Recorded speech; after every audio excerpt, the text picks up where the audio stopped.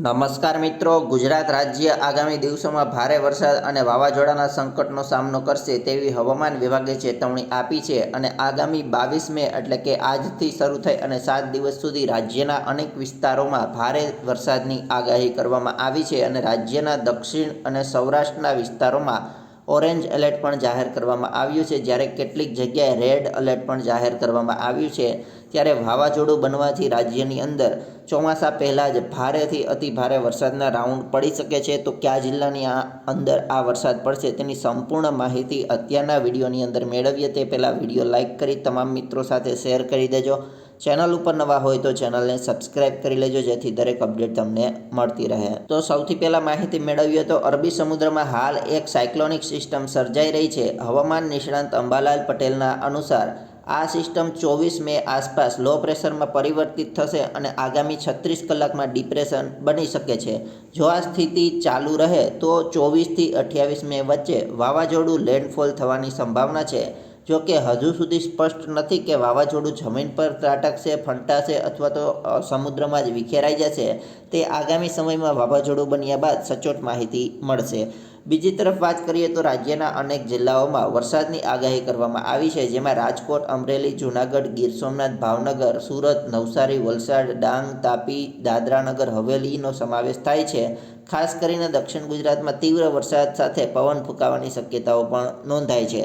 તો રાજ્યમાં અત્યારે કેટલાક વિસ્તારોમાં કમોસમી વરસાદ શરૂ થઈ ગયો છે. સુરત શહેરમાં અને અમરેલી જિલ્લાના રાજુલા, સાવરકુંડલા, ખાંભામાં વરસાદ વરસી રહ્યો છે. આ વરસાદથી ડાંગર, કેરી અને અન્ય બાગાયતી પાકોને નુકસાન પહોંચી શકે છે, જેના કારણે ખેડૂત વર્ગ છે તે ચિંતામાં મુકાયો છે. તંત્ર અને નાગરિકને પણ સાવચેતી રાખવા અપીલ કરવામાં આવી છે.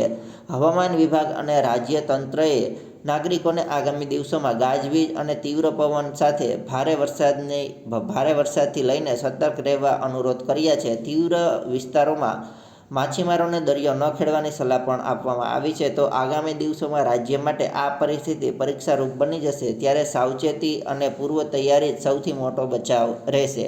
હવે માહિતી મેળવીએ કે હાલ સાયક્લોનિક સર્ક્યુલેશન એટલે કે વાવાઝોડું કઈ જગ્યાએ બનશે, કઈ સ્થિતિ છે, ગુજરાતમાં કેવું વાતાવરણ જોવા મળશે તેની માહિતી હવે આપણે મેપ દ્વારા મેળવીએ. તો હાલની સ્થિતિ મુજબ તમે જોઈ શકો છો તે મુજબ હાલ હવે લો પ્રેશર સિસ્ટમ એરિયા બનવાની શરૂઆત અરબી સમુદ્રની અંદર થઈ ગઈ છે. મુંબઈથી નીચેના ભાગ તરફ આ સિસ્ટમ હાલ હવે બનવાની શરૂ થઈ ગઈ છે અને આગામી 24 કલાકની અંદર જો માહિતી મેળવીએ તો આ સિસ્ટમ છે તે ધીમે ધીમે અરબી સમુદ્રની અંદર મજબૂત બનતી જશે અને ત્યારબાદ 24 તારીખ આજુબાજુ આ સિસ્ટમ છે તે મજબૂત બની અને ડિપ્રેશનમાં ફેરવાય તેવી શક્યતાઓ પણ અહીં જોવા મળી રહી છે.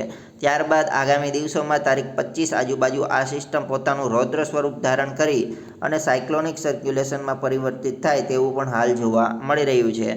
ત્યારબાદ આ સિસ્ટમ ગુજરાત તરફ ધીમે ધીમે તારીખ 26 મે તરફ છે તે આગળ વધશે, તે પણ અહીં તમે જોઈ શકો છો.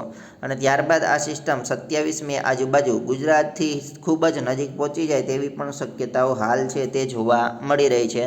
અને ધીમે ધીમે આ સિસ્ટમ 28 મે આજુબાજુ ખાસ કરીને અરબી સમુદ્રની અંદર ખૂબ જ તીવ્ર બની અને આગળ વધતી હોય તેવું જોવા મળી રહ્યું છે. અને ત્યારબાદ આ સિસ્ટમ ગુજરાતમાં ખાસ કરીને સૌરાષ્ટ્ર અને દક્ષિણ ગુજરાતના ભાગો તરફ વધારે અસર પહોંચાડે તેવી પણ શક્યતાઓ હાલ છે તે જોવા મળી રહી છે.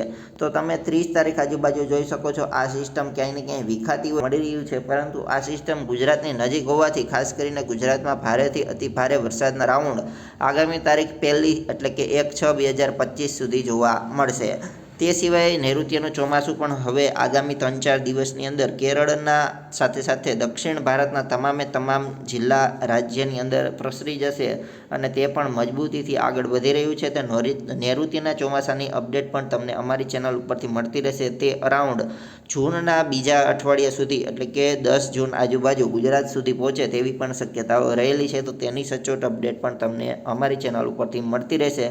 હાલ અત્યારની સ્થિતિ મુજબ અરબી સમુદ્રની અંદર જે સાયક્લોનિક સિસ્ટમ સર્ક્યુલેશન થશે, જેને કારણે વાવાઝોડું બનશે, તેની અસરના ભાગરૂપે 1 જૂન સુધી ગુજરાતમાં પણ હજુ ભારેથી અતિ ભારે વરસાદના રાઉન્ડ પડી શકે છે. તો હાલ આ વિડીયોની અંદર આટલું જ. વિડીયો લાઇક કરી તમામ મિત્રો સાથે શેર કરજો અને વધુ અપડેટ મેળવવા ચેનલને સબસ્ક્રાઈબ કરી લેજો.